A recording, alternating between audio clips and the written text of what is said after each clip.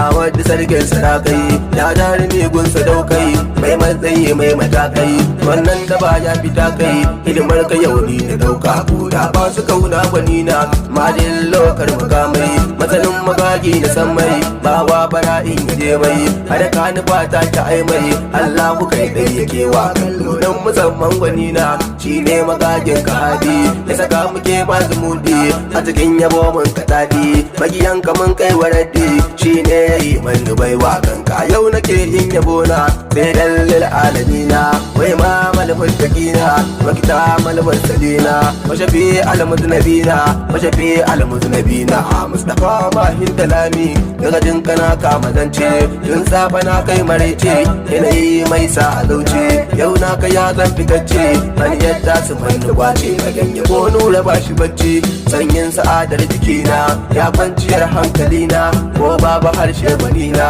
ga zuciya ga idona